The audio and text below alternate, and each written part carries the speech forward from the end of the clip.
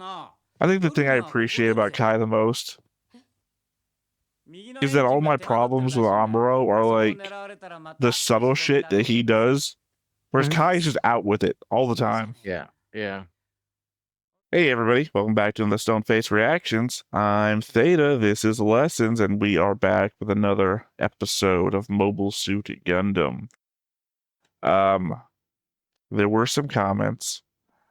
I'm not going to read it, only specifically because quite literally I wrote my first note, then saw a comment talking about this specifically. So I'm going to read my note here and know that somebody else pointed it out as well. Correction to something I said last time. I had mentioned that the order of mobile suit power scaling seemed to be Dom, Goof, Zaku 2, and then wondered where the Zaku 1 would have fallen into that scaling. The mistake I made was thinking that the MS-04 Bugu from Origin was the Zaku 1. The Zaku 1 was the MS-05, in the same way that the Zaku 2 is the MS-06. We just refer to them by their names so much that I forgot their designations. So yeah, what I actually meant to say is where the Bugu falls on the power scaling list. I mean, still, I would think it would be higher ranking than the Sakura 2 because it's supposed to be the original version that was too expensive for mass production. Yeah. At least original. No, we were talking about the same thing. I'm just correcting nomenclature, as it were. In that the Bugu would obviously be more powerful than the Zaku 1. The one... I was going to say something, but I just realized that was wrong. I was going to give it qualities it didn't have. But, yeah. So, yeah, commenter, you know who you are. I'm only not reading the comment because I specifically even responded to your comment, so you know that I had written down this thought before you got to me. So, I guess, just for future commenters, prove me wrong before I prove me wrong. But yeah, going into the rest of the thoughts, actually, let me bring the board up for the background, because obviously you are already here. I stretched the board down just because all the people added last episode were only Zeon characters. I'm including Spy Girl as a Zeon character. Haru, yeah. Oh, sorry. You said her name, and all I heard was the word Haru. And I'm like, what the fuck is he talking? Oh, Miharu. Yeah. Miharu. But I also included the ranking structure of what's going on. Obviously, because Boone and Mulligan report to Char. I guess the Spy Girl reports to Mulligan in that he's the one that gets her information, so the network would be beneath him. Otherwise, Boone controls the underwater shipping and GOGs, so Marshy and Coca report to Boone. And just to save a little bit of time, that line that goes up here goes right to Char. So that's where that's going. Yeah, I figured as much. Otherwise, of course, I've got notes.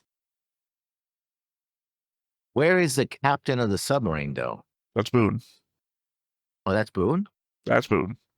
That's his image from the behind the voice actors thing. So. Oh, because I'm used to seeing him with the coat. Yep. And I have no idea when he gets into a helmet. It hasn't been yet.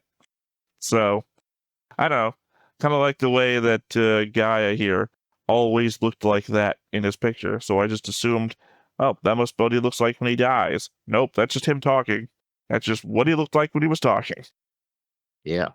Again, they chose to give them like Louisiana Southern voices or real redneck voices, depending on your point of view of Southern. Probably maybe they had. I didn't catch it because I'm not very familiar with the Kansai accent. But they probably had the Kansai accent in the original. I'm talking about in the English dub. No, I know because when people from the Kansai region are shown in anime, they usually sound like Southerners, like they're the hicks, they're the people who are less educated, they have weird way of talking. So when it gets translated to English, localized, often, but not always, is done in the these people talk like the Southerners, right? Whether it's from the Bayou or Texans or down south Swamp Floridians, etc. They don't get like the softer accents to say of the Carolinas, for example. Although there's some places in the Carolinas where they do I that. wouldn't hear it. I Yeah. wouldn't hear it in the dub. So Yeah. I can only point it out when I'm listening to it in English. And as I mentioned before, all the stuff that I watch, that I take notes on, I am reacting to in the dub, and then I'm taking Yep. my notes in the sub because it's my only chance really to hear both of them at the same time, and I might as well just do it. But yeah, back to the notes. I honestly don't know what to think of the Fra Bao scene from the Odessa episode. She seemed like she was genuinely concerned for Amuro when she was in the hangar, and the way the rest of the repair crew was talking, everyone knew that Amuro was in a state over Matilda's death, so it seems reasonable that even though Fra was jealous of Amuro's feelings towards Matilda, that she was still the same caring person that looked after Amuro for all those months, and would still be concerned for his mental well-being. Hell, she's the only one that chased after him when he deserted. She goes this distance to make sure Amuro is all right. But Amuro is still so in his own head that he not only shrugs off her attempt to talk, but doesn't even do a check on the launch bay when he runs off in the core fighter. She really could have been injured by his takeoff. I honestly wouldn't be surprised if the show did that at some point. Build up this callousness as a joke over repeated events, then just seriously hurt a character with it to show that this isn't a game. They've done it before. No, Did not they? exactly that way, but they have set up a situation where it's kind of, this is lighthearted, and then somebody gets hurt or killed, and you're like, oops. What's Yeah. your examples? I don't know what you're pulling from.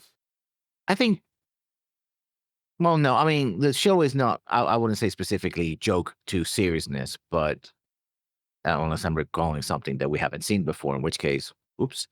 I'm talking more of the show is not above just pulling the rug under you, at least with it, with secondary characters, just to prove a point.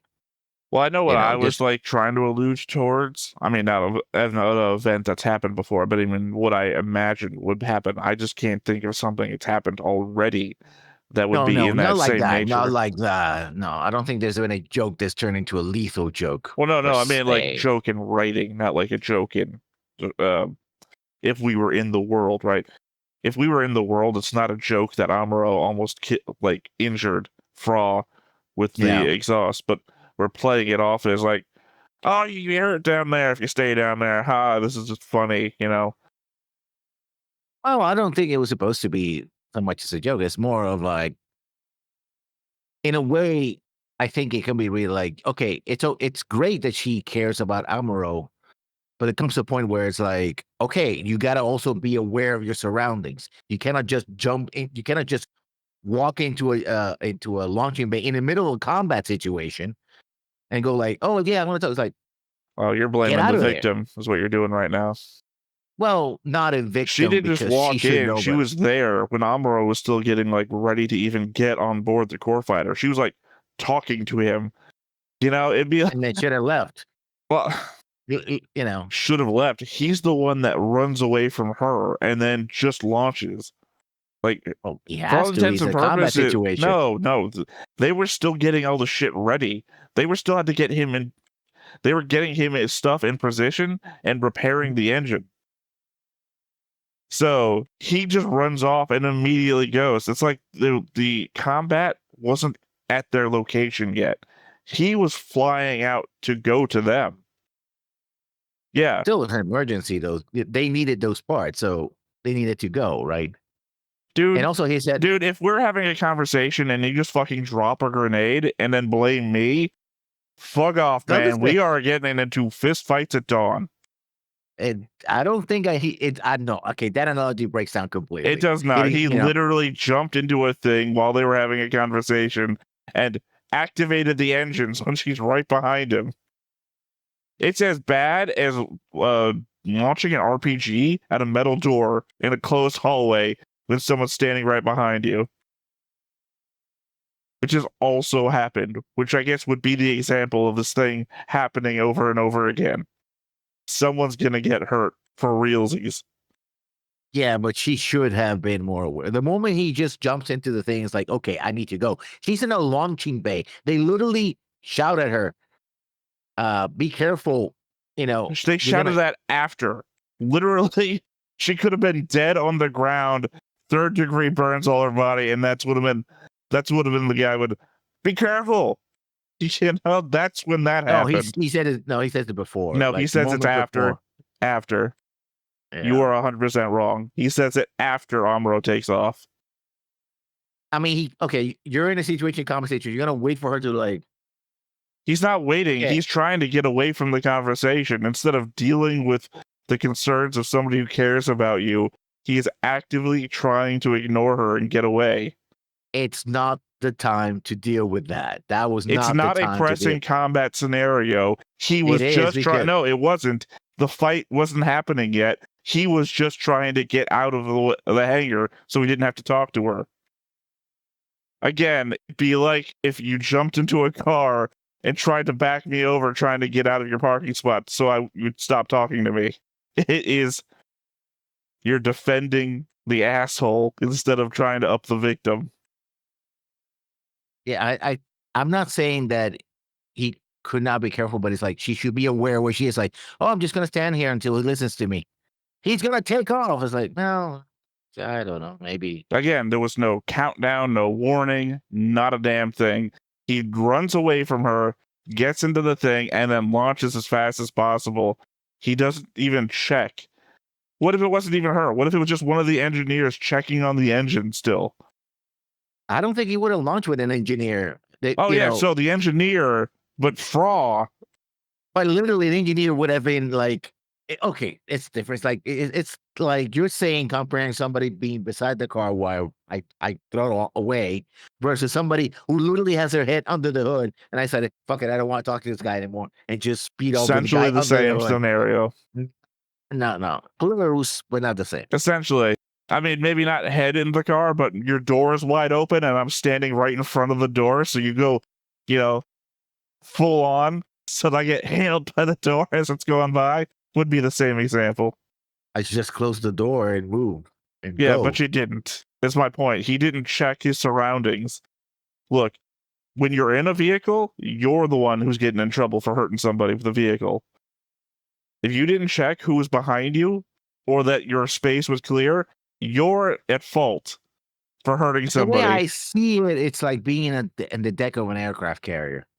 If some asshole doesn't move out of the way of the fighter plane is about to launch, that asshole is going to get killed. And it happens all the time. I would love your version of like Top Gun where the commander's chewing out Maverick and he just jumps, get into the jet, and then sets that asshole on fire because he didn't move fast enough to get out of the way. It wouldn't happen because nobody would be behind the fighter to do that. Also, Fra actively trying to get out of the military, as we find out. So she's not fully cognizant. They don't even trust her to handle the communication systems fully. Just tell us when there's an SOS. Or the kids, can you even do that?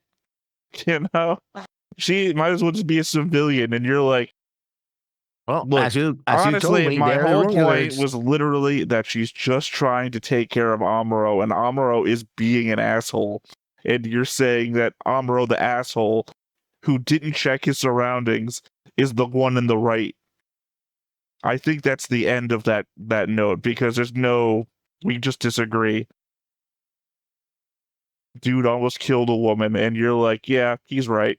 Fuck off, man. Whatever. And now for the next thought, just a funny note, because that's how I'm going to start the next one. Didn't expect the fight, I guess. Just a funny note, the remaining Black Tri-Stars mentioned that they will get their revenge on, and, sorry, choking a bit. The Black Tri-Stars mention that they will get their revenge, and McQueeve says that the mission isn't about revenge, but that the Trojan horse has to be taken out to secure their rear. Well, actually, the Trojan horse was the target of the Garma Revenge Squad, which itself was organized by higher-ups in the Zabi command. So while taking out the Trojan horse might have more importance towards the current strategic planning, it is, in fact, still the target of an official revenge mission. I think those are more like get your heads on in the game, take out the real threat, forget about the thing. So this It's is the not. It's one I about anticipated a fight about. I mean, because I think the way it is like he was like, hurry up. You're like, oh, we're mourning our fallen comrade. They even did the whole rifle and helmet thing. And they're like, dude, we're gonna get attacked. You know, you gun them machines and do what you're told. Like, we want to get our revenge. It's like, fuck your revenge. Just do what you're fucking told. I'm not gonna lose this battle because you want your revenge. You get your revenge over the dead No, bodies. you'll lose Go. you'll lose the battle for entirely different reasons. Yeah. Like the Yeah. stupidity of your spies, Well, yeah. or And, the well, he ineffective being stupid nature of enough. a nuclear missile, or a hydrogen bomb, as they say. Yeah. But no, Relying on my point was just the somatic nature of the fact that there is an actual revenge mission targeting that thing. So it is actually a revenge mission out Well, I there. think the mission I think is over because the people who were carrying it out failed. I mean, it's all dependent on what the zombies are doing. Like, we don't know which zombie actually, orchestrated the mission. Yeah. Yeah. It might Not that I just see go any to a other. different team. Or we Yeah, don't but know we if haven't. Rambaral was answering to a different commander, and that commander might be in charge of the mission still, and that Ramba was just one of the teams. Like, they didn't know exactly where to find White Base, and then Ramba just, like, fucking stumbled upon it. So, and then we already know McQueeve was already redirecting all available operational military units to his location to fight the thing. So it's entirely possible there is an existing revenge unit still out there. They just didn't have anything in the area to go after the Trojan horse because it was all in McQueeve's base. Yeah. Elrin was never going to be very successful as a double agent. Amuro confronts him with physical proof that Judak is a spy, and his answer is, better shoot this kid in my office, even with a bunch of guards just outside the door. Not for nothing, but it feels like the easier answer would have just been, I don't know, arrest Judak and play it straight. Then Elrin could have held his troops back like McQueeve was planning, and Edessa could have been changed in Zeon's favor still. Then, when the Federation is losing due to his management of the situation, arrange for Judak to break out or something and escape. Sure, you lose Judak as a spy, but you don't blow your own cover at least. What Elrin chose to do threw off the entire Zeon defense. Yeah, I mean, the whole spy situation is like, wow, they have spies. That's clever. Oh, wait. They're literally flying these guys from point A to point B to deliver messages, and no one figures it out. I mean, I know there's Minovsky particles, so detection ranges, but still, that plane is going from the general direction of the enemy. What is it doing here? Oh, it's one of ours. Wait, what? Nobody double checks. It's like a simple flight plan. We were like, I didn't make a note about Judok's thing because that was just so stupid. It's not worthy of going over. But Elrin is literally, I'm in the room, my own office. Yeah. There's guards outside the door. No one will hear a gunshot, I'm sure. These walls seem like stainless steel. That doesn't, echo. Yeah, no, and it's combat.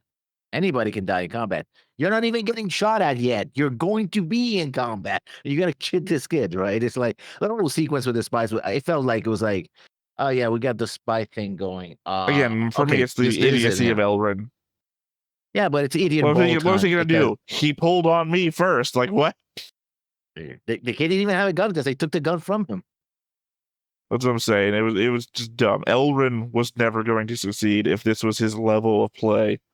He should have just been like, yeah, you're right. That is fucking arrest Judak. and then played it out because you've got a whole defense to go here. There's Elrond the half-elf, and then there's Elrond the half-wit. And we got stuck with the half-wit. Yeah, we got stuck with it, Hubbard. Rewatching the scene, the guards outside the door were firing the gun through the cracked door. And it's funny that we debated it because it was so obviously open as to be funny how Elren and Amuro didn't see the guards spying on them. Also, an oddity of the scene. So I'm moving on here, but I just want to point out the door was like open like this much. I think maybe we saw it as like a line on the door, but it wasn't. It wasn't a line. It was just open because that's where you see the gun coming through. But also, an oddity of the scene, when Elren gets shot, his bottle of alcohol hits the floor, implying that when Elrond pulls his gun on Amuro and crosses the room, that he grabbed this bottle and was holding it in his other hand for some reason. I would have suggested that maybe he was next to the desk and knocked it over when he got shot, but it's implied that he's in front of Amuro when it happens, and the next shot we see him in, he's in the middle of the room, nowhere near the desk. A bottle explodes for dramatic reasons, I guess. Well, I mean, it didn't explode. Like, literally, it just, from nowhere, just we see it drop and hit the floor. So maybe that's the reason why Elrond's plan was so dumb. He was drunk. Well, you know the rule. Whenever you have bottles of liquor and guns, bottles gotta just take a shot. It's just the thing that you have to do, right? Could be over there, and the bottle like. Okay. Does anybody ever take off hoping to crash their fighter? Is something Hayato said during the Odessa battle, and he says it like a joke when he's being told to be careful, clearly already forgetting about Ryu from a few episodes ago. Yeah.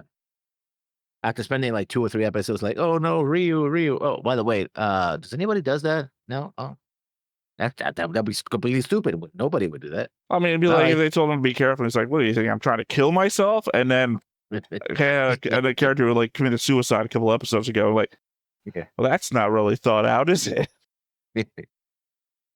It's something somebody would say in the moment, but I think it's something someone else would react like, "God damn it."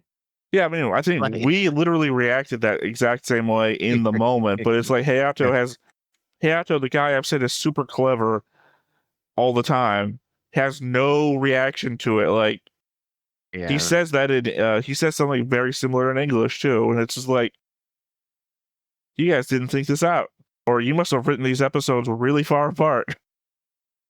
Well, very, very quickly, I think, because that's the whole Odessa episode feels very rushed. Like, oh, we got to do the thing with the spies. We got to okay, fine. Oh, nuclear weapon, sure, whatever. Hydrogen bomb. I'm sorry. And we're done. Oh, we're done with that. Next. Yeah. I feel like the real value of the Odessa episode is to weigh in on what the value of a treaty is. If you only value the treaty up to the threat of losing, then the treaty itself has no value. One would hope that the inherent value of agreements made by both sides would be something that would be described as universal wants.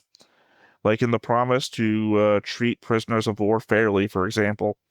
If not from a humanitarian position, then you also have to acknowledge that at some point, as a hostile yourself, that you might get captured and hope for that treatment. In that way, you negotiate in good faith for these things. Such, I feel, is the position of the Antarctic Treaty, that these are things both sides want when done to them, and to flagrantly toss that aside to win a battle over resources, not to mention the implication of being a pre-planned break from the treaty. That nuke didn't come from nowhere. It was brought in and sitting in their arsenal this whole time, waiting to be used. It shows a fundamental desire to never follow the Antarctic Treaty. Okay. I'm going to say something that may not make sense at the beginning, but I'm going to try to explain it. I will try not to interrupt. Thank you. The presence of the nuke itself is not a violation of the treaty. And one could make the argument that while one does not intend to break the treaty, one has to be prepared in case the other side breaks it. So that's why I don't find the presence of the nuke to be like, oh, that's a violation. No, it's there. Everybody knows we have nukes, right? It's just like you're supposed to keep those things under lock and key and only use them if the other side decides to break the treaty, which in a way it's a form of treaty enforcement because you know that if you break the treaty, you won't get away with it, right? Won't be immune to being counterattacked in the same way, right? But the moment you do use it, or you did violate the treaty, and therefore now you're inviting other people to do it to you because, like, well, it's just a piece of paper, so and you pull it apart. Well, it happens that we also have nukes. When you Yeah. said that the beginning part would sound like it wouldn't make sense, and then you said it, and I was like, of course, obviously, raise my hands in the air to show I'm not pushing my push to talk button. And then you said the thing, and it's like, oh, that can't be your end all. I was like, that still doesn't make sense. To me, the active use, or not the active use, actively having it out implies an intent to break the treaty. Not so much. It's not like it's a missile in a silo, right? Missile in a silo is a stationary object. It was there before the treaty was signed. It doesn't having it still in the silo doesn't change anything, right? But this is we took it out and we're marching around. Also, it's ready for active firing at any moment. Like literally, drop of a hat, we were ready to fire the thing, which means it was prepped and ready to go, and not just in the silo. So again, that shows intent to break the treaty. I mean, it's the difference between like a mobile launch site, right? If you have your mobile launch sites and you sign the treaty to not use them, so you pull them back, versus, hey, we signed this treaty and our satellite imagery is showing that your mobile launch sites are moving around Europe like they're ready to go. Are you about to break the treaty? Two different situations. I would agree with you if they like called back to the mining base and then said, I'm assuming that they had this mining base before they signed the treaty, by the way, when I'm making this example. They called back to the base and then they prepped the site to launch, right? That would be one thing. But this is a mobile platform. Like armed with a nuke. Yeah, armed with a nuke, ready to go. Like they loaded it up. By the way, once again, this assumes that they had the mine before the signing of the treaty. Because once again, this is technically foreign territory to them. So it might imply then that they signed the treaty, invaded Europe, brought nukes from space down, which would be even worse. I guess also one more time to bring up that Revel is so fanatical about defeating Zeon that he doesn't care at what cost anymore. The same way that he'd rather pursue war than peace talks with when Degwin Zabi arranged to have him broken out of jail. He would rather march his troops into a hydrogen bomb, ensuring the death of Zeon at the cost of all the men he sends forwards, rather than protecting the lives of the men under him versus certain annihilation.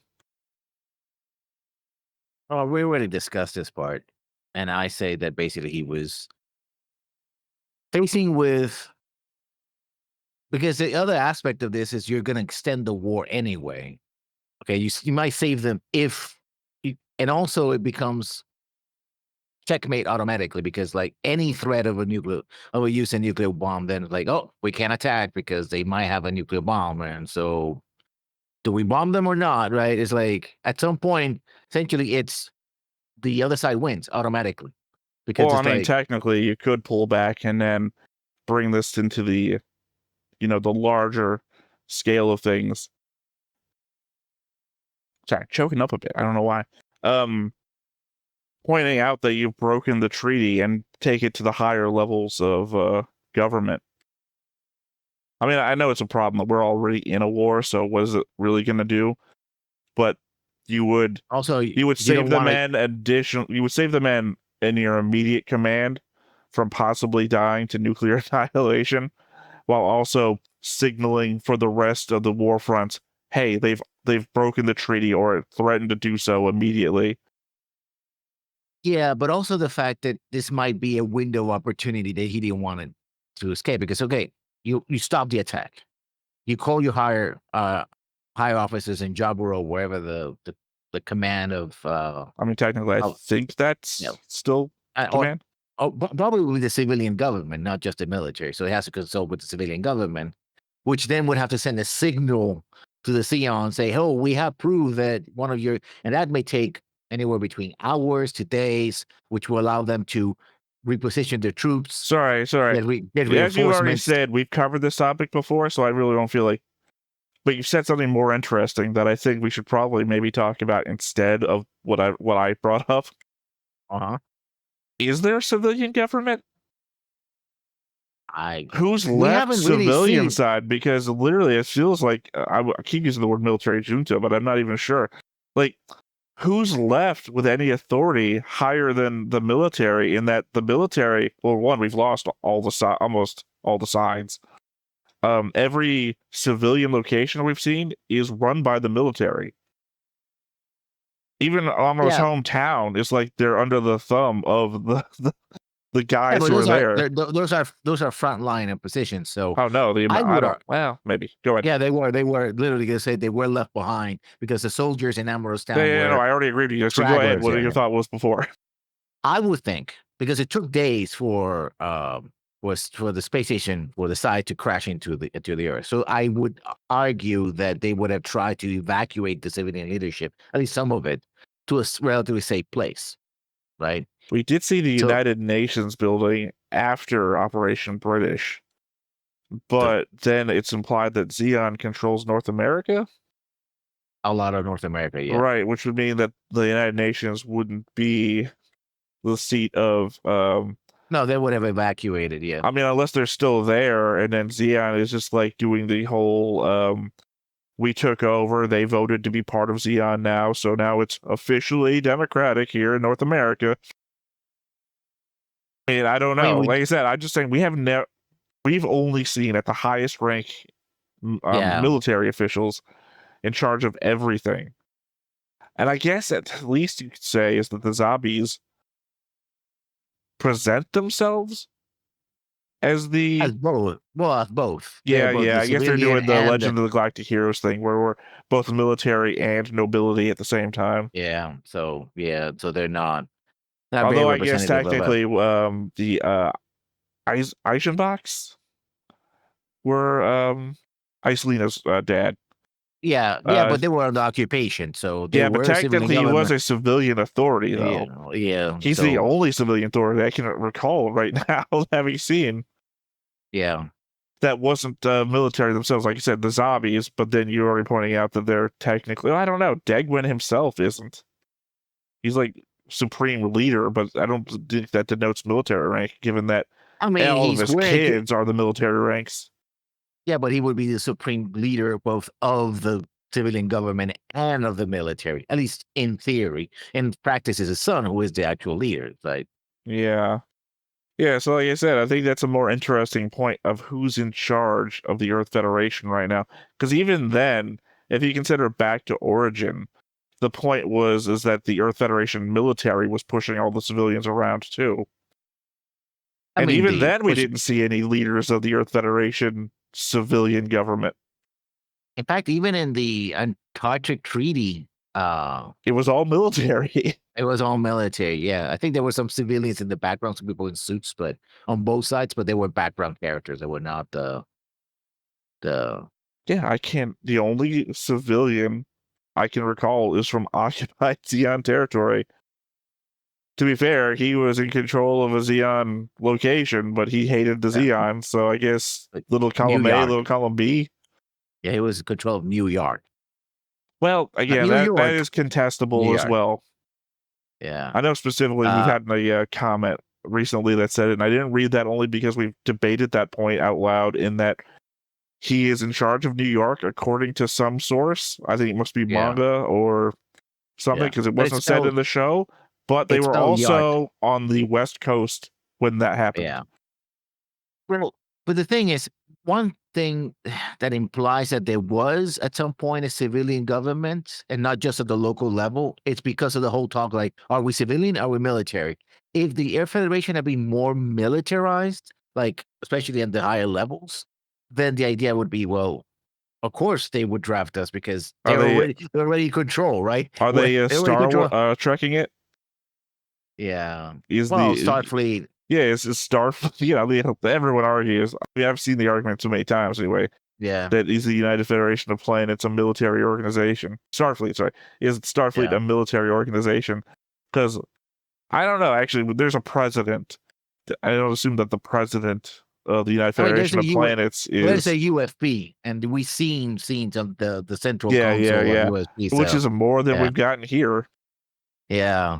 Again, I focus on things that are military, right? And they do call out at least one narration like it's a military dictatorship, that the Zeons are a military dictatorship, implying that Earth Federation isn't.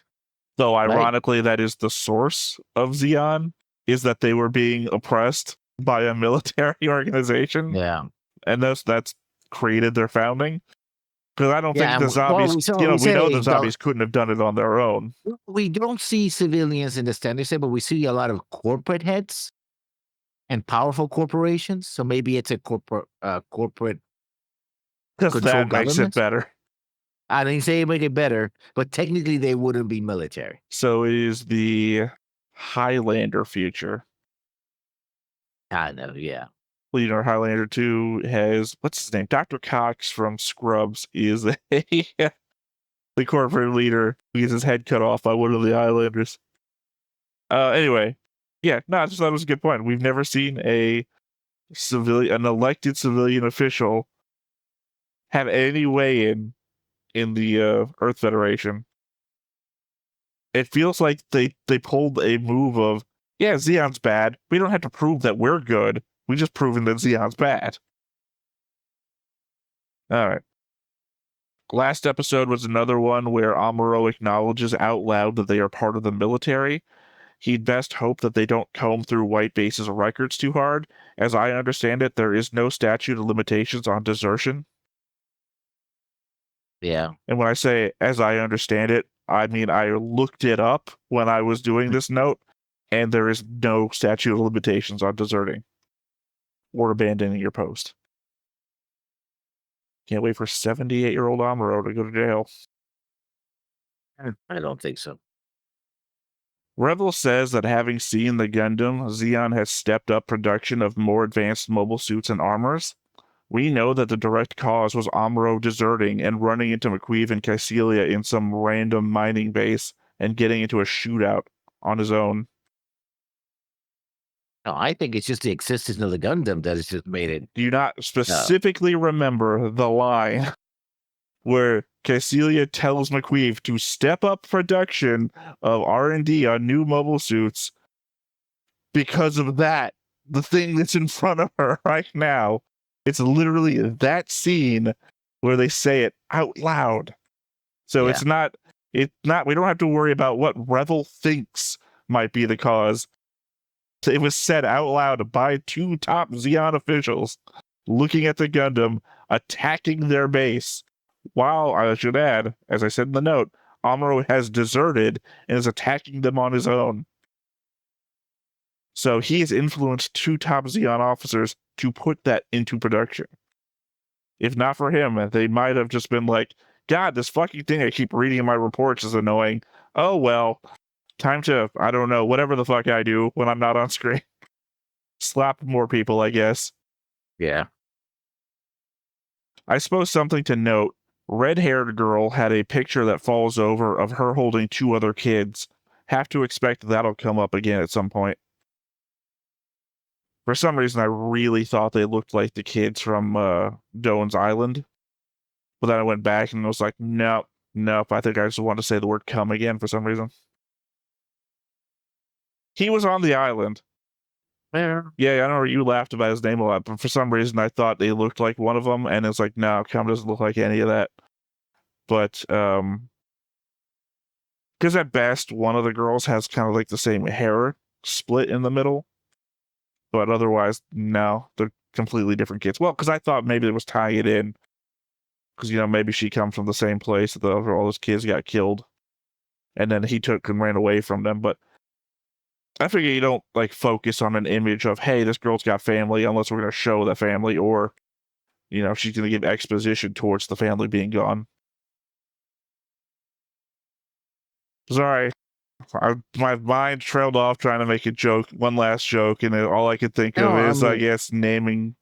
You know how some kids are named after like the grandpa or something like that. You keep saying the name.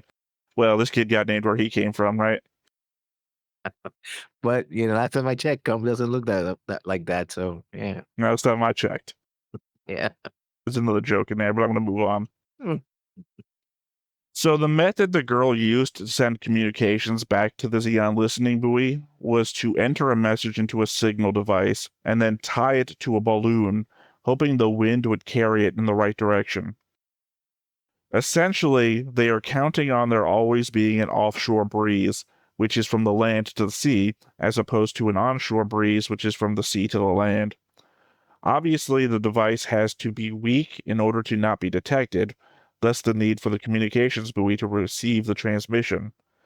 Otherwise, either the Federation or Xeon would just hear it from anywhere. Still, that is so variable, not knowing where it's going, it could have easily just floated over the Federation base and been detected. Even then, you'd have no way to ensure that it floats over the bay to just the right spot for the buoy to detect it. On top of all this, you also have to count on nobody in town questioning why a bright red balloon has a container tied to the bottom of it, floating over a military location. 99 left balloons.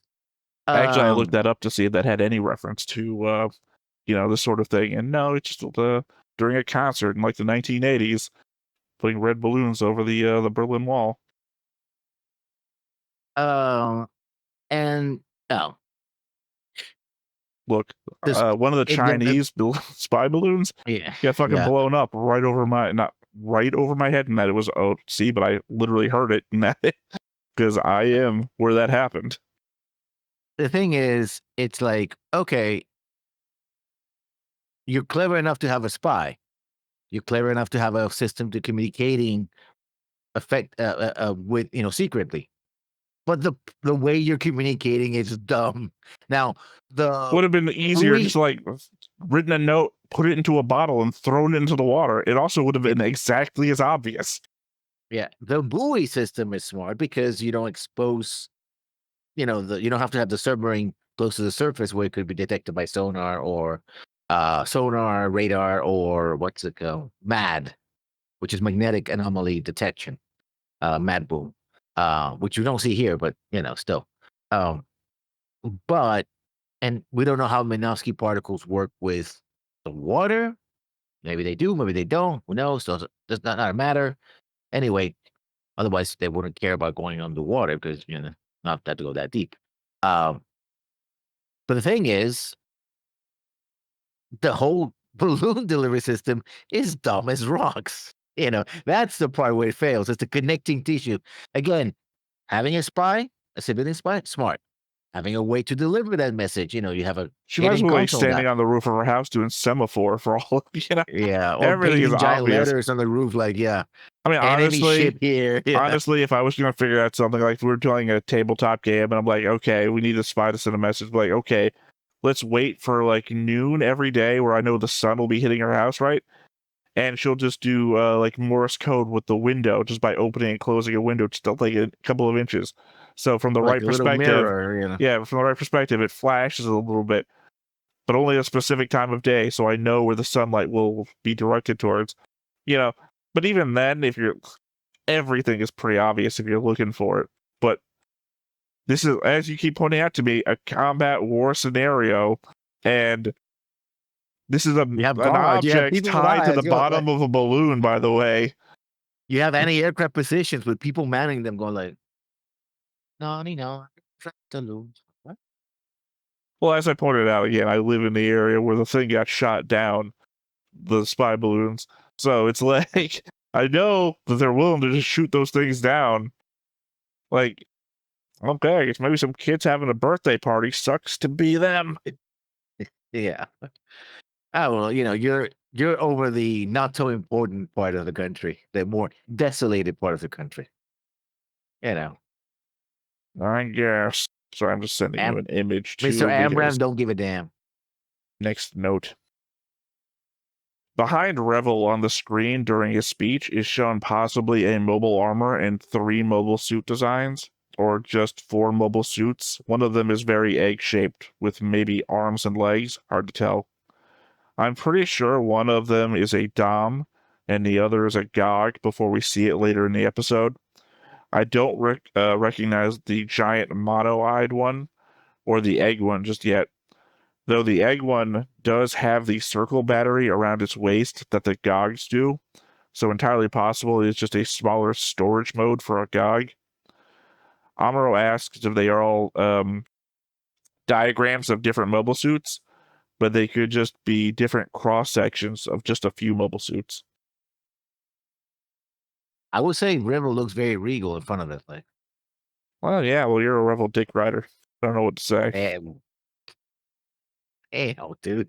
Look, we have Now, constant if you were arguments about Hollywood- Revel. I don't know how else to put this. Jesus Christ. Well, you understand, I'm not saying there's some, like, gay thing going on between you and Revel. I know I'm just exactly what saying you that mean, you but still, it's constantly defend him no matter what he does. Look, if you were one of those families that's getting, like, this written note, but, you know, I'm sorry to inform you that your son died in a nuclear holocaust. You know, you might have different thoughts about how well Rebel's running the war. that would imply that I would have known that the letter. Well, yeah, he died because I gave the order to attack, and then he died in a nuclear holocaust. Well, this is like think of that kind of era of movie. Like, God, we've mentioned the movie plenty of times. Memphis Belle? Yeah, Memphis Belle. You know, the scene very specifically where he's trying to throw a party in the hall and he's like, don't do any of this on my command. He's like, you don't fucking care about these kids. And then he goes through all the fucking records, that, the letters he's had to write personally about everyone that's died. Don't you fucking tell me I don't care about these kids. I know what's best. You know? I'm just saying that this feels of that kind of era where if we had to get like a scene of Rebel writing notes or everything, we'd get that kind of personal. He would, but I don't think he would leave out the part where. And by the way, I did the hand signal, and that's why they're dead. Yeah, I gave a signal where it seemed like I didn't fucking care. Yeah, that's only because I didn't. What? I was back in Big Trey. I wasn't gonna get killed. Oh, technically, Big Trey would probably get hit by a nuke. It will die. Well, I mean, technically, if the nuke was going to go off right there at the mines, I don't know. We don't actually know where the difference is between where the mine was and where Big Trey was. I will give the GOG credit in that it does try to mimic one of the Gundam's best strengths, which is to say its armor. I'm not sure how well it fares there, though, since the most common thing fired at it were 20mm Vulcan rounds, typically the smallest armament amongst mobile weapons. Getting hit by the, air quotes here, mace seems a bit of a feat, though. Yeah, but, well, I don't think that's 20mm because it was a... They specifically called it out Vulcan rounds, and I did Google as I was typing the note up that what's the most typical size for Vulcan round. 20mm because it's the M6-61 Vulcan. But that's a NATO round, isn't it? Well, NATO standard. Yep. I guess it's top of my head. But just as 5.56 NATO standard. I'm just saying that it's the typical thing that gets fired off. It's your low caliber option for... Yeah, but when you look at the truck that was carrying the Vulcan was fucking huge, right? And the truck was like, that's not a 20mm. That's more like 200mm. Well, I don't know. Like there could have been a lot. Could have been a lot of barrels, like... Yeah. I mean, for continuous fire, and more than the normal amount. I'm just saying also the Gundam's head fires Vulcans. Yeah. Or the Gundam's head is Vulcan, has Vulcan chambers in it or whatever. So it's also typically what we see getting fired at Zeons. You know, when he doesn't have the beam rifle handy and he's not in range. So it's like you said, it's just the bare minimum to show, because like the truck would have been taken out by a Vulcan, sure. Yeah. But But it was just so funny because they had this huge thing and like, what the fuck? You know, who the hell is firing that? Because it's so big, nobody could be like behind the goal, like like I mean, somebody had to certainly flip the that guy's switch or not something. receiving any orders. Yeah, That thing above your head, you've got to have some sort of hearing protection or there's something going on. yeah. So that was a bit ridiculous with that truck, and we're like, what the fuck? It looked like a technical, like something out of like Sudan or something. What do we got? Well, we got this giant multi-barrel gun. We're gonna put him. Yeah, we got a Toyota. Suit up. Just put in the. I mean, it's what you do. Yeah, Truck-mounted RPGs and all that kind of shit. yeah. But at least they're to scale, I suppose. It's like putting a 10 gun and then some, like 20 10 guns. Like wrap them up in a something and start spinning them. I mean, like around here, we call that redneck engineering. You Yeah, do no, what you got to do, right? yeah. At least it's not like actual, just like pickup trucks with like, a mortar on the back with tons of duct tape holding it in place. Uh-oh, looks like the South is rising again. Or stapled to the bed of the not stapled, but screwed to the Well, I mean, you bolted. I think bed you're looking for. and bolted. Yeah, I don't know. I prefer to watch the duct taped mortar going on. yeah. That mortar is not going to last long. I mean, duct tape is mighty, but still. Well, no, Yeah. I'd imagine it'd be one of those where it fires, the back of the truck just, the metal of the truck just bends and falls out.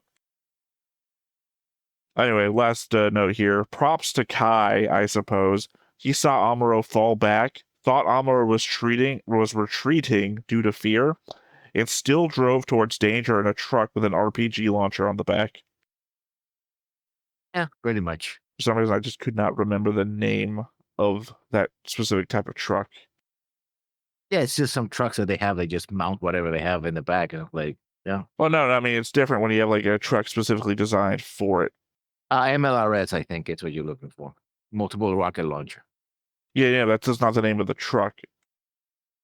That would be a truck mounted LMRS, but that's not the name of the truck designed to mount it. That was the problem I came across, is I kept finding, okay, this has had the description of a truck mounted one of these, but not the name of the truck designed to hold it. Yeah. I found a Samsung trailer, but that's for carrying full size. Yeah, like I said, I just couldn't find it at the time, so I just called it a truck mounted RPG, and we all knew what I was talking about, so. All right, well, that's the end of my notes. Did you have anything else you wanted to bring up? Oh, just remember the funny giant Gatling gun on top of the tiny little truck. All right, well, I guess that's it. Let's go ahead and hop on into it.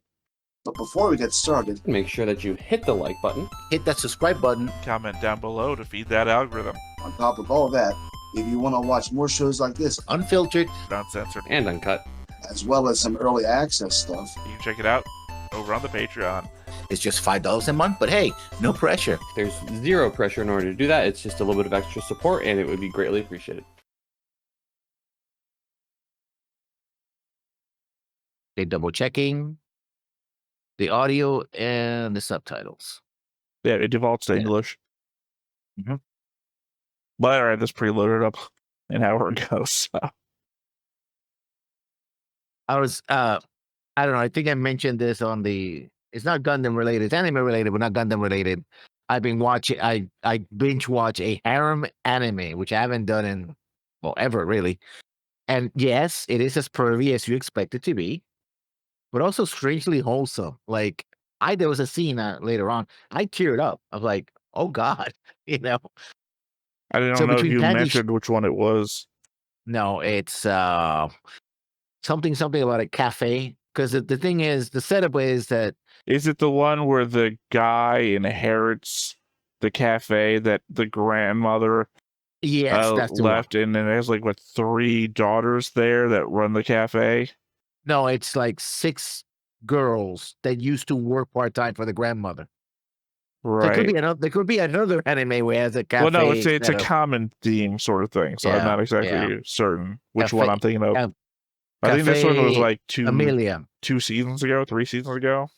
Yeah, it's a 2-season anime. I think they're gonna make it third season. I think.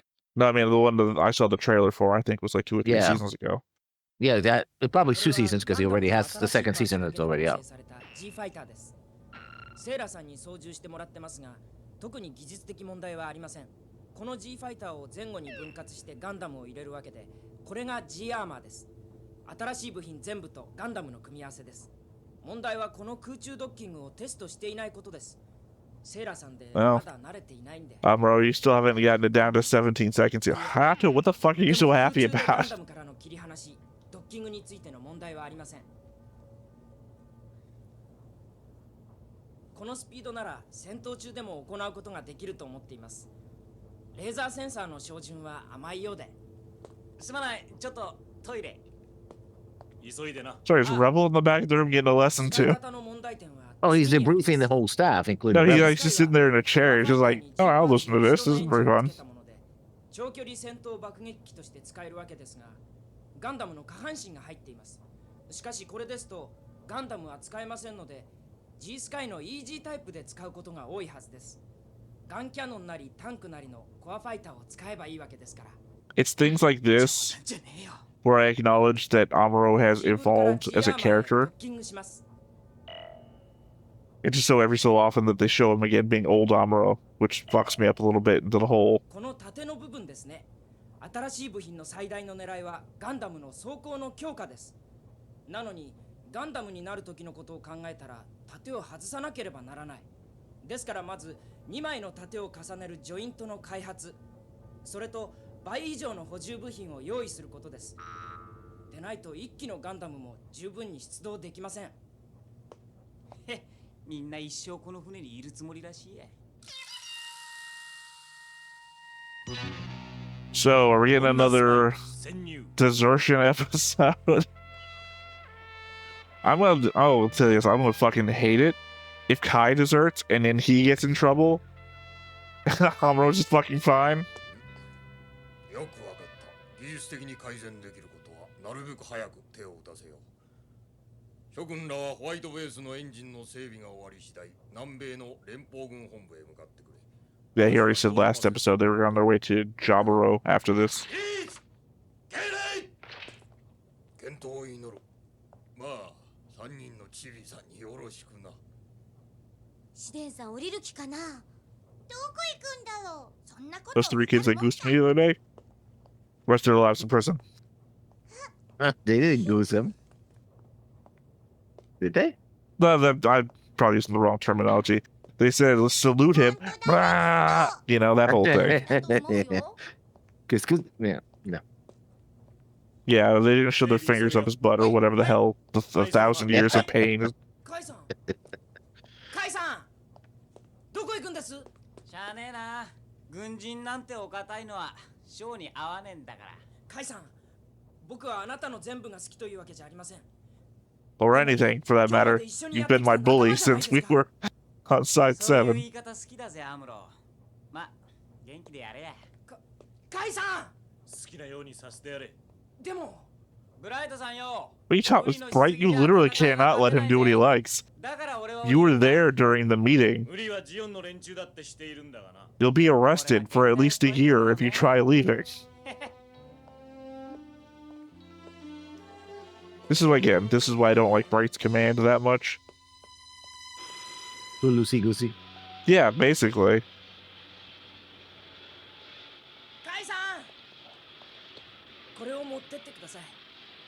It's a toolbox.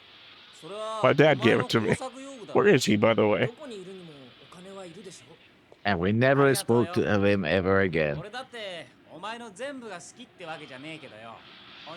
I love it when kids I used to bully give me money for no reason. I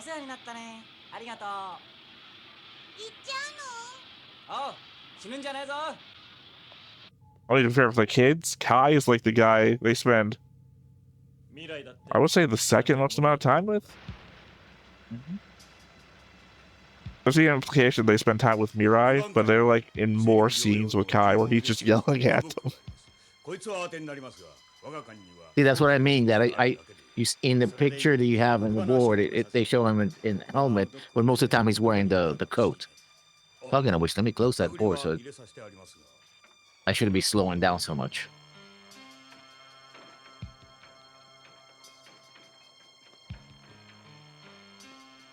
Like I said, they just let Kai go.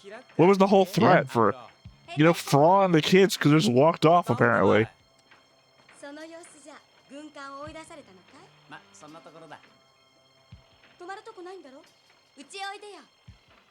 いいのかい？訳ありだな。まさか2、3日ならいいってことさ。私見張るってんだ。弟と妹がいるけどいいだろ？ Yes, I'm gonna invite this strange man who's a soldier into my house with myself and my two little No, siblings. it's worse than that. Oh, this Yeah. strange man in my house who's clearly deserting. Yeah. 姉ちゃんおかえり。おかえりなさい。仲良くしてたかい？ああ。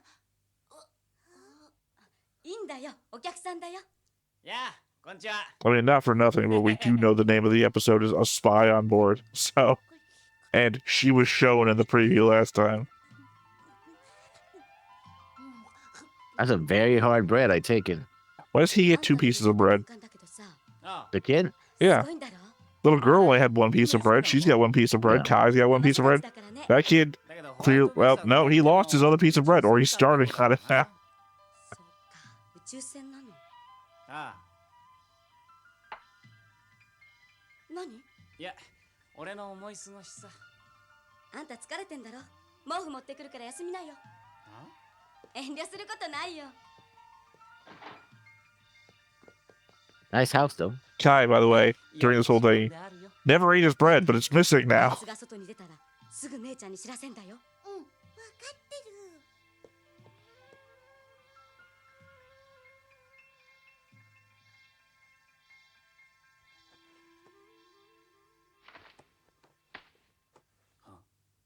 ほんと嫌だね。手間かけるね。気にしないで。ホワイトベースな。 I think the thing I appreciate about Kai the most is that all my problems with Amuro are like the subtle shit that he does, whereas Kai's just out with it all the time. Yeah. Yeah. 弟や妹の面倒を見ているあんたの気持ちはよくわかるぜ。カイさん。班長107号からの情報です。 That's right, Amuro could take out a whole platoon from that position. 木馬は右エンジンの修理に手間がかかっているようです。 Backwards, under him, like, Yeah, can't yeah, make yeah, her yeah, hand yeah, taste yeah. 107号はどこにいるのだ？木馬のいる港です。ゴックで攻撃をかけている間に107号を木馬に潜り込ませる。お？万一の場合を考えてだ。いいな。 Yeah, very specifically, last episode they referred to the messages coming from number 107, so we know already Yep. she's number 107. マッドアングラーにお帰りください。やってみせます。頼む。当てにしているぞ。 Yeah, Shara is back and has done jack shit. マッドアングラーに援護の用意を急がせ。は2番艦ズゴック発進。 Didn't Where they say is they the- only had the one left anyway? 調子は良好だ。 No, I think they have. No, Well, one earlier of in the that. episode, I'm pretty sure they said they only had one GOG left. エリア Because remember, the other two got destroyed last モ episode. ビルスーツか不明です。前よりスピードがあります。迎撃態勢を取らせろ。緊急出動。こっちはもう少しかかる。ガンキャノンとタンクを回しとけ。G ファイターか G スカイはどうなんだ。どうだ。多少電圧にばらつきはありますけど、いけます。よし。敵はフリー Yes, that's what I want to have in my, War Machine, irregular voltage. It's fine. Well, it's I also might get not like electrocuted, loose but- voltage. Yeah, so it's not loose. Yeah. Or I may lose power in the middle of the fight, but who cares? ズゴックが上陸地点に着くと同時に我々も敵前攻撃をかける。 Was he gonna be your dad? お前が上陸しろ。ズゴックのカラーから CC に受信。よし。援護のゴック発進を浮上。 I guess I have two then. Got it back up. Oh, it's the other one. No, because the other one was a Zigok. So maybe Yeah. they have a GOG and a Zigok. And as they go, yeah.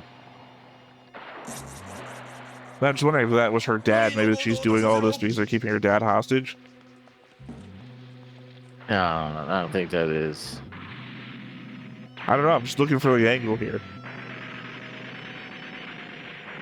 ドックの囲いは大丈夫ですか？打ち破ってください。こいつの走行なら楽にやれます。 I like it. Hey, is the dug open? Who cares? Your machine is tough enough. Yeah, we don't tend to Who cares, stand lad? that long in any one place at one long time. We don't have to deal with the Yeah. problems of this dock once we're gone. Yeah. I said shoot it open. 出動してくれ。ご苦労でした。ガンダム出ます。 Gundam. セイラさん、ガンダムを乗せてもらいます。了解。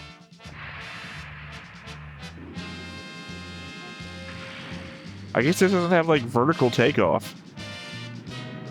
Apparently not. There's no other reason it would have flown right through a wall if it could have just gone up. Yeah.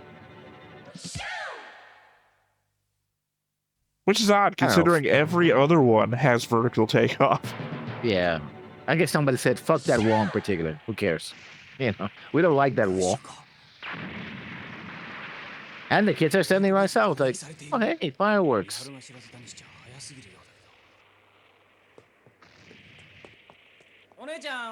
So we saw the gun and immediately thought spy.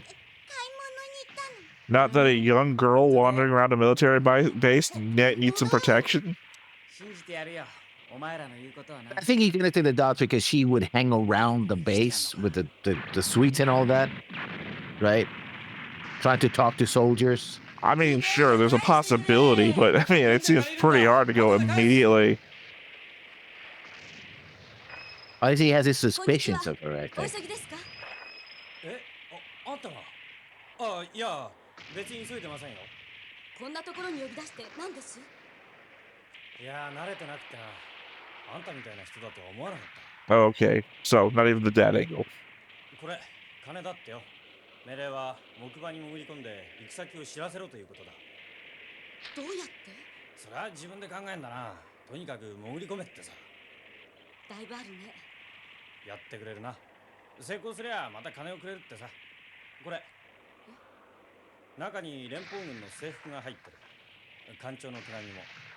わかったわ。やるよ。 The captain's letter? Captain's letter. Yeah, the instructions of what you're supposed to do. Oh, the captain's letter. Yeah. Punch you. So my first thought was, here's a uniform and a captain's letter, like Kyushu's getting reassigned to the white base as from some fake military command. I mean, yeah, that could have been a thing as well. セイラさん、気をつけてください。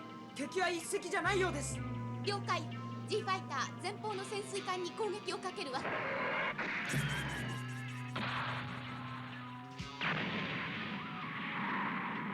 I don't feel like I've been proven wrong on the whole underwater thing. I will say, though, this is like the best use of it in that it's not implicitly a military angle, but the whole we're communicating via the whole underwater thing. なんか言ってたかい？頑張れよって。うん。頑張れ。カイさん。さあ、お前たち。姉ちゃん、仕事に行ってくれ。 Now let me guess, she instantly thinks that he has sussed her out as a spy and is wishing her luck in her spy affairs. Just the instant nature, like, I would die in this world, I know that already. この仕事が終わったら戦争のないところに行こうな。 Oh, she's Oh, dead. boy. Death flag. Yeah. 二人は強いんだ This is a one day away from retirement speech, basically. We'll be okay. You're abandoning us, but you. Oh, God. You remind me of mommy. Don't worry, Jeez. after this, I'm gonna get married. Yeah. Now hide my winning lottery ticket, and we'll cash it when I get back. 後方4時、モビルスーツが現れました。隼人、どうした？ガンキャノンで出させろ。今出ます。ビームライフル用意してあるな。 Here's the thing, that would have been a real emotional scene, I know, if we weren't so jaded by years of media consumption. True. That's, for everyone that ever asked, why do you keep laughing at all these sad scenes? Jaded. Yeah, it's like, yeah. It's the ones that do it in ways that we haven't encountered before. Or those are the ones that specifically get to me, like, made to bits. Ones that surprise us, yeah. Like I was saying about the whole Iron Man anime, I expected, oh, it's gonna be hijinks and girls in bikinis and underwear and nudity, whatever, right? Because all those awkward situations, and yet there's a part where I go like, damn, I'm tearing up, right? Damn, so I got on my face. Yeah. Sorry, I apologize. And remember, every time he gets, the slapometer or the punchometer. We haven't talked about that one in a while. That's your job. Well, I failed at it. I should quit already. I mean, here's a good part to restart it. Yeah. You get the recap of it all. Well, those are Kai getting punched. We haven't counted Amuro's as well. Well, I appreciate it. Says, oh man, maybe I really am a coward. Literally, my last note was props to Kai for driving into danger. Yeah.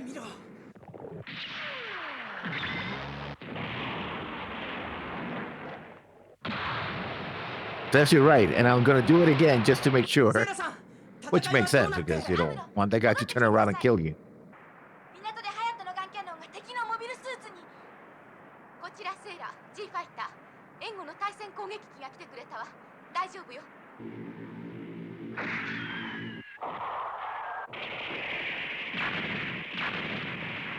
The irony, I feel like, is if there had just been one bomb being dropped, it would have hit the middle right where the thing was. Are they supposed to be depth charges, I guess?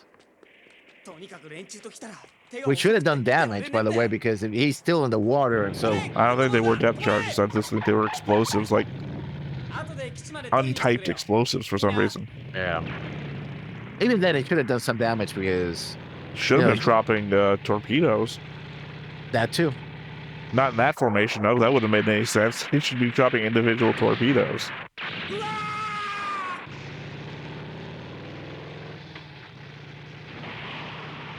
Yeah, Kai is the one with the expertise in the gun cannon. Also, you just said gun tank.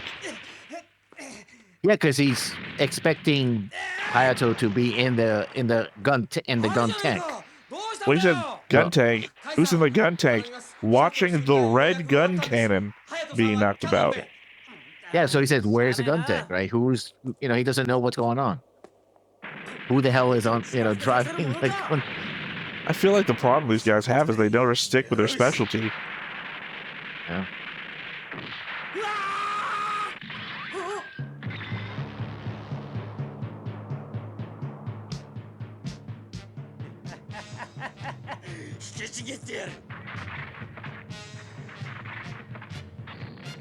Well, they didn't stick with it because the gun tank was damaged.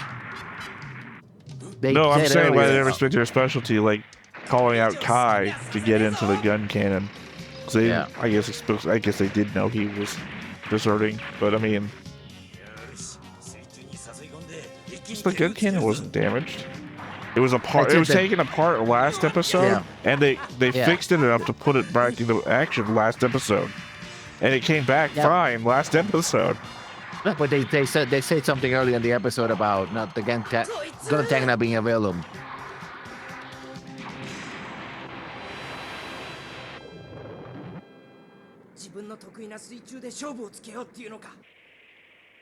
Yes, of course they were.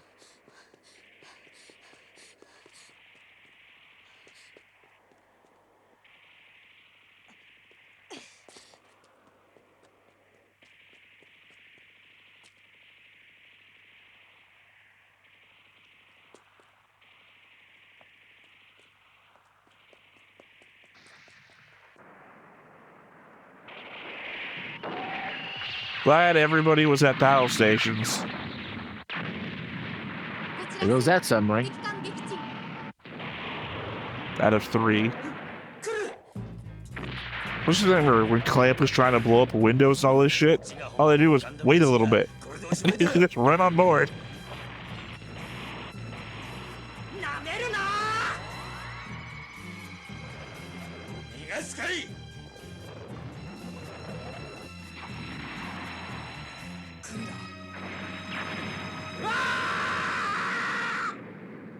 Good teamwork here.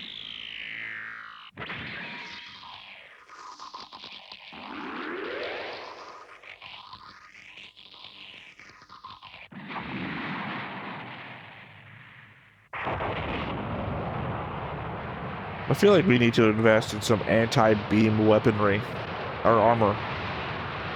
Yeah. Well, it's always the thing that gets us. It's either the beam rifle or the beam saber.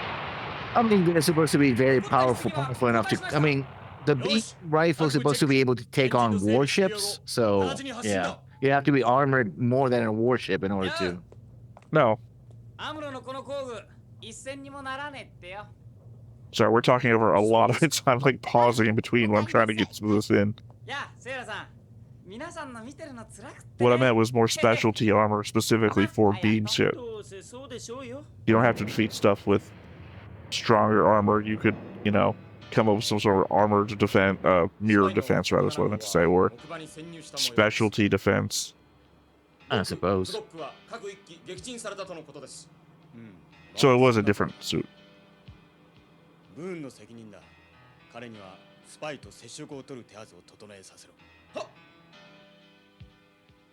Yes, because you know, Char's not a callous bastard who sent 2 people to die just so he could get a spy in there. That was always the plan.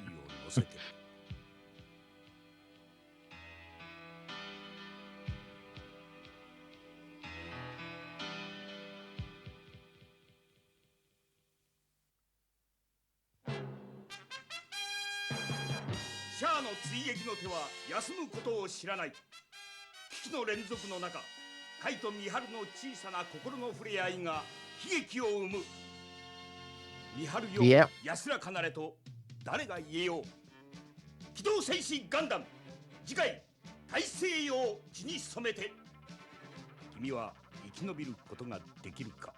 Well, not Miharu.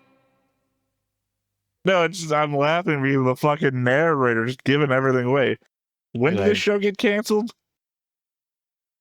It's episode 29, wasn't it? We're episode 27, so. Yeah, no, it just, well, I mean, it got canceled 29, then it got run up until whatever, but it feels like the narrator checked out at some point. Just looking at that.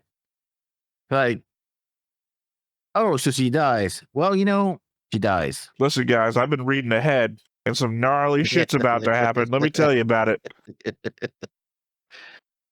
What the hell, way man? before the word spoilers became a thing. It's like, oh. Well, again, I keep talking about it. I've talked about it in the past about how it seems like Japanese media doesn't actually care about it specifically telling you about the end. It's more about the journey and how we get there. I think it's changed quite a bit because going back to that anime, they do a thing where they're like, oh no, this person's gonna die. It turns out that, of course, they don't. But you know. Yeah, no, I'm not saying it's how it is now, but I mean, when I usually use examples, it's usually from the past. But yeah, no, because I expected they were talking about Kai and her relationship, right? And it's like, oh, okay. And I just expected them just to stop there, you know, not with who could say the words "rest in peace, Miharu," unless it's a fake out. I would be surprised if it was a fake out.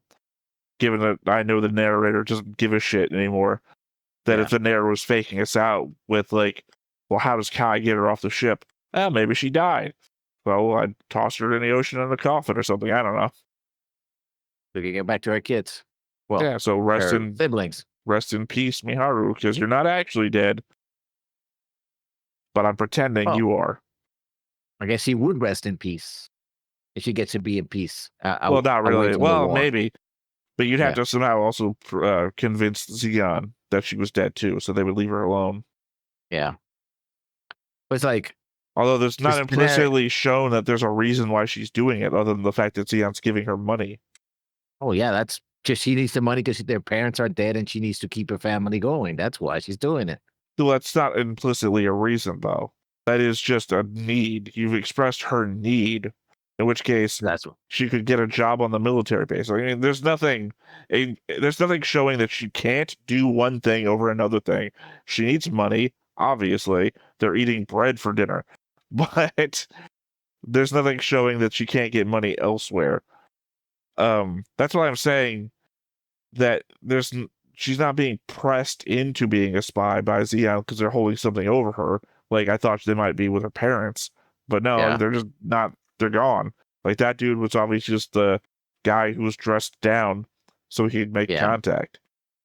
So there's nothing holding her to it. Like obviously she's not like we didn't see her walk into her bedroom where it was just filled with Xeon posters, right? Like she's not a true believer or something. So spies just do it for the money. I mean, that's just it is. It's Well, just, that's what I'm talking about when in regards to her ability to get out of it, right? Xeon is just like, well, we got somebody over there. It's not like it's our best spy, or it's not like the true believer, or there's no reason she couldn't get away from it.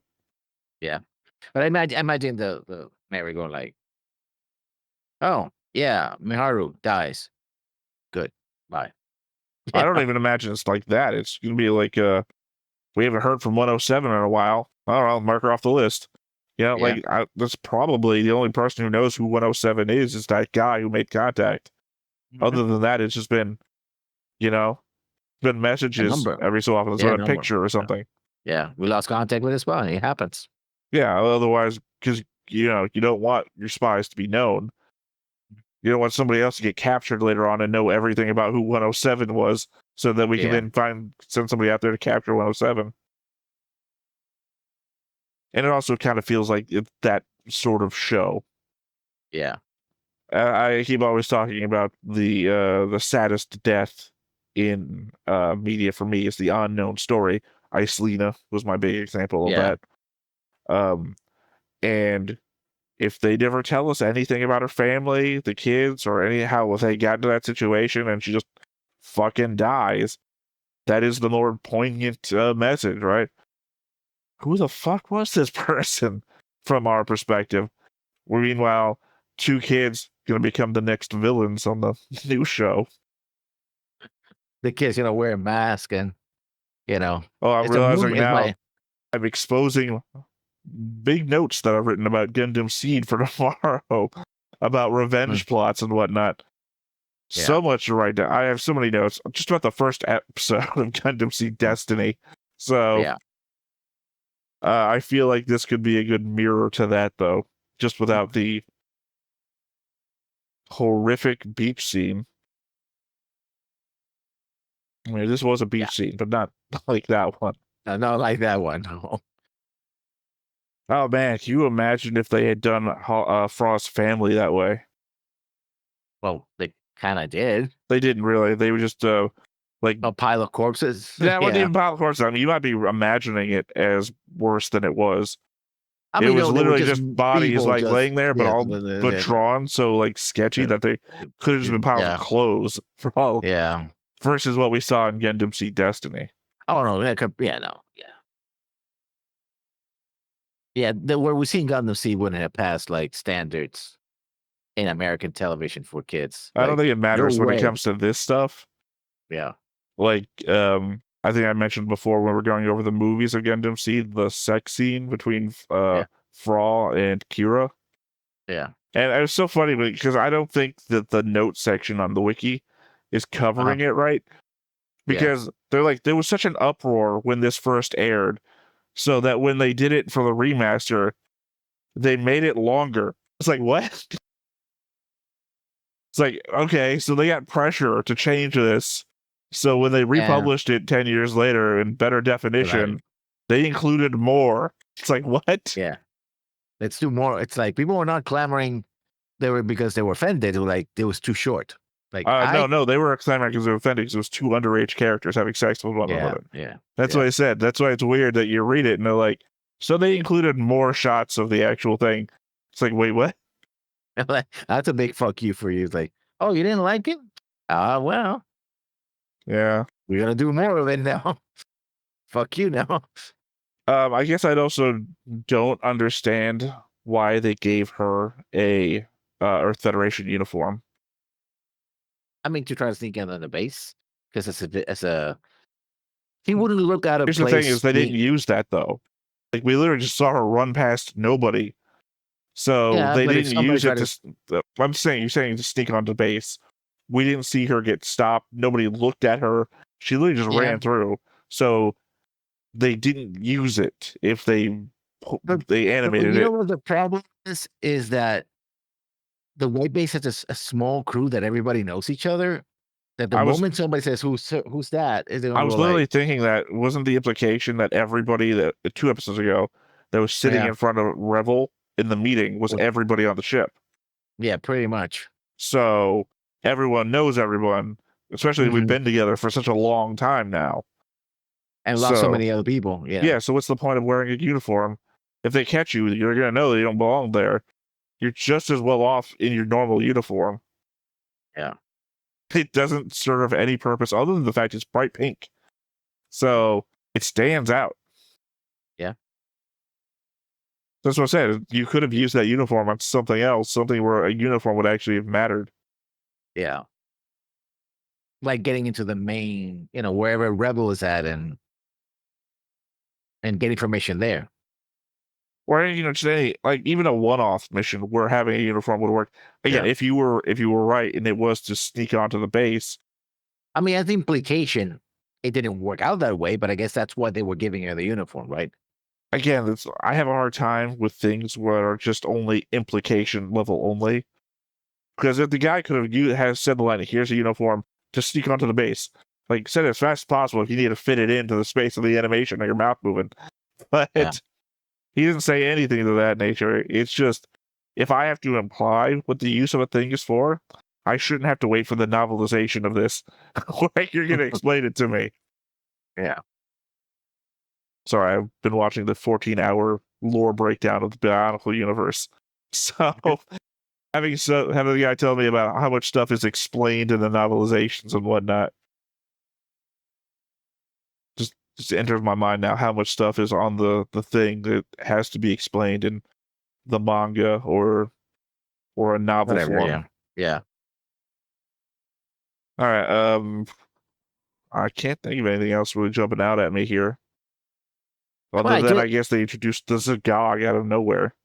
Yeah. I do, even though it's a sort of 5-minute retirement storyline that we already seen. Well, it was more than 5 minutes for Amuro, but still. I do like the fact it's like, the whole thing is like Kai's a coward, and he proves that he's not a coward by confronting his fears and saying, I do care about these people, even though they beat me up every single time they get a chance. And at the end, there's this good sequence where, Amuro comes up and is like, okay, this guy's going to come in. He hits the Seagog, and that becomes sort of a good teamwork moment, right? It's short, very short scene where there's like, because what happens, he flies back, and that knocks him off in order for Amuro to go for the kill, with the sword, for the beam saber. I like that little sequence. And I like the fact that even in spite that he's like, I don't care about these people, but I'm still going to do it anyway. The setup is weak. But the setup doesn't make any fucking sense at all. Yeah. Again, you're all going to get put in prison, probably, maybe for the rest of your lives, but I'm going to say for a year at the very least. By the way, Bright, I'm leaving. Yeah, all right, see you. What? Bright has better things to do. It's like, he wants to go. Fuck it, I don't care. Yeah, anymore. better things to do than to, I don't know, inform the base security who don't, wouldn't bother Bright whatsoever. It wouldn't be any time out of his day, I guess, other than following a report later. Yeah. But it's like, there's no threat level right here, right? Yeah. We had a whole conversation of deserters get shot, right? Yeah, they get shot. Should we shoot Amuro? Everyone on the bridge said that. Like, there was like 2 dissenting voices on not punishing Amuro for desertion. If Ryu hadn't killed himself, Amuro would have been in a lot worse position. True. But, and then Kai does it. By the way, this is following through on the whole we do every storyline twice. Yeah. Ice Lita, Haemon. Amuro desserts, Kai has to dessert. This is it. Yeah. And we got more examples, so nothing's coming to my head right now. I know we've mentioned more than one time these repeats. I guess. I mean, there's all the times the white base gets damaged and gets repaired. It gets damaged. It gets repaired. Well, yeah, that doesn't really count. That is just the effects of the war. I think maybe more so bunch of kids that have to depend on somebody who's in a precarious situation. Now that's probably the same category as the white base getting damaged. I think we're going to be using the kids in danger motif a lot when it comes to Gundam. I don't know. Again, that just bothers me. Last episode we took time out for Fra to say, "What about us who don't want to be in the war? We don't want to be soldiers. What about the kids?" we put them in that'll prison. it'll be a year. That'll be a year in prison. It should be the rest It of will your be the rest life, of your but I'm going to be life, nice. but, yeah. Yeah, and then fuck that, I guess. Even though we were gonna wonder about the ramifications of these kids that have to live out their entire life on white base, or the possibility that they've become so used to the white base as their family now that we can't even think about separating them, which was Frost's entire point, that they're just too used to us. I can't imagine leaving them on their own now. Instead of exploring all of that, Kai can just fuck off. And like I said, the setup is extremely weak, but it's not extremely weak. It's insulting. It's, hey, here's Fra with a very important and very good point, too. Child development. What about if you don't want to fight? What about if you actually have important reasons? Like her implication is she should stay with the kids because it's too bad to do to the kids to leave them alone. Yeah. We introducing you to all of this, and then Rebels crack back about you've seen secrets and etc. Hey, we haven't looked at Kai in a while. Yeah, he just went to the bathroom and never came back. No, it's fucking insulting. It's like heavy shit in this hand. Yeah. Kai. Sorry, he's off screen. So I don't know. Yeah, these episodes, especially when we have the dramatic, Tar is back. And you're like, okay. And what? He's just giving orders. Like, oh, you do the like anybody could give those orders. Char has not shown any tactical brilliance. He's not getting into a mobile suit to fight Amuro like he used to. He's just like, I guess I'm in charge. And you two guys, I know Amuro's gonna kill you, so go. Here's my real problem with the Char situation right now. Yeah. You know how at the end of the episode, we're leaving the base, right? And we're clearly going off towards Jaburo. Yeah. Because the episode's called something like Crossing the Atlantic or something like that. So we're done with that place. Yeah. First episode, Char's return. Char gets off in his little blue skimmer thing, goes somewhere. When he comes back to the end of the episode, oh, I've gotten confirmation that it is white base, even though you just fought them. So obviously you already know, but I've come back with actual information. This episode, I'm going to tell you guys to go attack white base, make a distraction so the spy can get on board. I'm going to go fuck off my blue skimmer thing again. Yeah. So the payoff to all this would be, okay, now let's go see where Char went those 2 episodes back to back, where he's been going. Except here at the end of this episode, we've left the base. And we're going across the Atlantic, which means wherever Char's been going, we're not there anymore. We have fucked off. So there's no payoff to what has Char been doing these last 2 episodes. I mean, he's just going to the local bar and getting his local wine. He's like, he's a wino. He likes to, except that he's in full Xeon outfit, It's Char. He doesn't care. Like, because the thing would be like, what is he doing? Where is he going? How does he confirming this information on his own when he's gone off somewhere? So we should have like a whole episode of him like in some hidden Xeon base that's even hidden, or I guess maybe the base of because there's, even though they're described as subs, they're probably like independent platforms. So their own bases. They don't have like a hidden home base somewhere nearby.